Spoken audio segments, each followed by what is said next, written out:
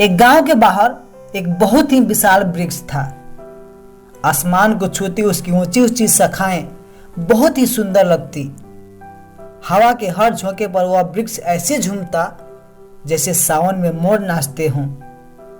बसंत के मौसम में जब उस पर रंग बिरंगे फूल खिलते, फल आते, तो सारा वातावरण उसकी खुशबू से महक उठता। दूर दूर से पशु पक्षी उसकी सौंधी महक से खींचे चले आते थे। पास के गांव का एक नन्हा सा बच्चा प्रतिदिन उस वृक्ष के नीचे खेलने आता था।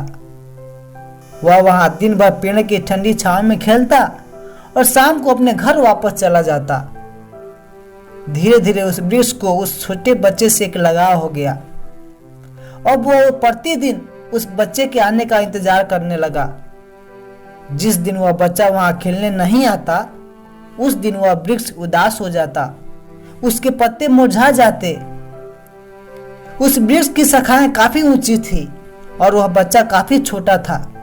इसीलिए वह बच्चा जब उसके फल तोड़ने को हाथ ऊपर बढ़ाता तो वृक्ष अपनी शाखाएं नीचे झुका देता ताकि उसके हाथ उसके फलों तक पहुंच सके। सच्चे प्रेम की यही खूबी है कि उसे झुकने से कोई एतराज नहीं होता, क्योंकि सच्चे प्रेम को अपने बड़े होने का अहंकार नहीं होता। वह बच्चा जब फल तोड़ने में कामयाब हो जाता तो वृक्ष का रोम रोम आनंद से भर जाता। वह बच्चा जब उसके फूलों का ताज सर पर रख कर नाचता तो वृक्ष भी खुशी से झूमने लगता। धीरे धीरे वह बच्चा बड़ा हो गया। अब वह उस वृक्ष पर चढ़ने उतरने भी लगा। जब वह लड़का उस वृक्ष की शाखाओं पर सोकर विश्राम करता तो वृक्ष का मन आनंद से भर जाता। धीरे धीरे दिन बीतते गए और वह लड़का बड़ा होता गया। अब उसके पास और भी दुनियादारी के काम बढ़ गए थे। अब उसे अपने सपने भी पूरे करने थे, दोस्तों के साथ घूमना भी था, पैसे भी कमाने थे। इसीलिए अब वह कभी कभार ही उस वृक्ष के नीचे आता, लेकिन वह वृक्ष निरंतर उसके आने की प्रतीक्षा करता रहता कि वह कब आए। लेकिन अब वह कभी आता और कभी नहीं भी आता तो वृक्ष उदास हो जाता। फिर वह लड़का जैसे जैसे बड़ा होता गया, उसके वृक्ष के नीचे आने के दिन और भी कम होते गए। काफी दिनों बाद जब एक दिन वह लड़का उस वृक्ष के पास से निकल रहा था, तभी उस वृक्ष ने उसे पुकारा, सुनो, आजकल तुम आते नहीं। मैं कितनी बेसब्री से तुम्हारी प्रतीक्षा करता रहता हूं। उस लड़के ने तुनक कर कहा, तुम्हारे पास क्या है कि मैं आऊं? मुझे धन चाहिए, मुझे पैसे चाहिए, क्या तुम मुझे दे सकते हो? वृक्ष तो उसकी बात सुनकर बिल्कुल हैरान रह गया। वह बोला, तो क्या अब तुम तभी आओगे जब मैं तुम्हें कुछ दूंगा? ठीक है, मैं तुम्हें अपना सब कुछ दे सकता हूं, लेकिन रुपये तो मेरे पास नहीं है। तो फिर मैं क्यों आऊं तुम्हारे पास? मुझे तो जहां रुपया है वहां जाना पड़ेगा। मुझे रुपयों की जरूरत है, लड़के ने कहा। वृक्ष ने थोड़ी देर सोचा और फिर कहा, तुम एक काम करो, मेरे ऊपर जितने भी फल लगे हैं उसे तोड़ लो और ले जाकर बाजार में बेच दो, शायद तुम्हें कुछ रुपये मिल जाए। लड़के को भी उसकी बात जची। वह फटाफट पेड़ पर चढ़ा और सारे फल तोड़ लिए। उसकी जल्दीबाजी की वजह से कुछ कच्चे फल भी टूटे, कुछ शाखाएं भी टूटी, कुछ पत्ते भी टूटे, लेकिन फिर भी वह वृक्ष बहुत खुश हुआ, बहुत आनंदित हुआ, क्योंकि सच्चा प्रेम हमेशा कुछ देने में आनंद महसूस करता है। उस लड़के ने पलटकर वृक्ष को धन्यवाद तक नहीं दिया, परंतु वृक्ष को धन्यवाद की आकांक्षा भी नहीं थी। वह तो इस बात को लेकर खुश था कि वह उसे कुछ दे पाया। वह खुश था कि वह अपने प्रेमी के कुछ काम आ सका। इधर वह लड़का उन फलों को लेकर बाजार में गया और बेच आया। फिर काफी दिनों तक वह उस वृक्ष के पास नहीं आया। अब वह फल बेचकर कमाए हुए पैसों से और पैसे बनाने के लिए बिजनेस करने लगा। धीरे धीरे कई साल बीत गए, लेकिन वह फिर उस वृक्ष के पास नहीं आया। इधर वह वृक्ष निरंतर उसकी प्रतीक्षा करता रहता, रात दिन उसकी बाट जोहता कि वह अब आएगा, अब आएगा।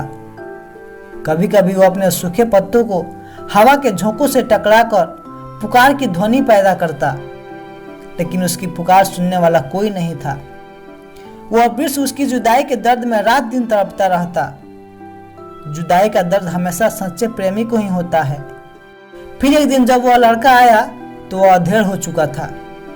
उसे देखकर वृक्ष की खुशी का ठिकाना नहीं रहा।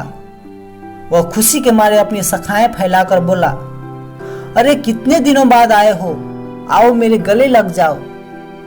वो अधेड़ आदमी उसे हटाते हुए बोला, अरे दूर हटो, यह क्या पागलपन कर रहे हो, यह सब बचपन की बातें हैं। उस वृक्ष ने कहा, आओ मेरी डाली पर झूलो, मेरे मीठे मीठे फल खाओ। उस आदमी ने कहा, छोड़ो यह सब फिजूल की बातें, मुझे मकान की जरूरत है, क्या तुम मुझे मकान दे सकते हो? वृक्ष ने कहा, क्या कहा मकान? हम तो बिना मकान के ही रहते हैं, फिर हमारे पास मकान कहां से आएगा? फिर कुछ सोचकर उस वृक्ष ने कहा, सुनो एक काम करो, तुम मेरी सारी शाखाएं काट कर ले जाओ और अपना मकान बना लो। वो अधेड़ आदमी तुरंत गया और कुल्हाड़ी लेकर आया। उसने उस वृक्ष की सारी शाखाएं काट डाली। अब वृक्ष का सिर्फ एक ठूंठ बच गया था। वृक्ष को दर्द तो बहुत हुआ, लेकिन फिर भी वह बहुत आनंदित था। प्रेम सदा आनंदित रहता है, भले ही उसे अपनी प्रेमी से कितने भी दुख मिले। मगर उस लड़के ने पीछे मुड़कर भी नहीं देखा। उसने उसकी शाखाओं को चिरवा कर अपना घर बना लिया। धीरे धीरे काफी वक्त गुजर गया, मगर वह अधेड़ आदमी फिर दोबारा उस वृक्ष के पास नहीं आया। वह वृक्ष हमेशा की तरह उसकी राह देखता रहता। वह उसे पुकारना चाहता कि आओ आओ, लेकिन अब तो उसके पास पत्ते भी नहीं थे। हवाएं आती और चली जाती, किंतु वह कोई ध्वनि भी नहीं निकाल पाता। लेकिन उसके प्राण हमेशा उसे पुकारते रहते। अचानक एक दिन वह आदमी फिर आया। अब वह काफी बूढ़ा हो चुका था। वह आकर उस वृक्ष के सामने खड़ा हो गया। वृक्ष ने बड़े प्यार से कहा, बहुत दिनों बाद आए हो, कहो अब मैं तुम्हारे लिए क्या कर सकता हूँ? उस बूढ़े आदमी ने कहा, मुझे दूर देश जाना है, इसलिए मुझे नाव की जरूरत है, क्या तुम मुझे नाव दे सकते हो? वृक्ष ने मुस्कुराते हुए कहा, तुम मुझे जड़ से काट लो और मेरे तने से नाव बनवा लो। मुझे बहुत खुशी होगी कि मैं तुम्हारा नाव बनकर तुम्हें तुम्हारे लक्ष्य तक पहुंचा पाऊंगा।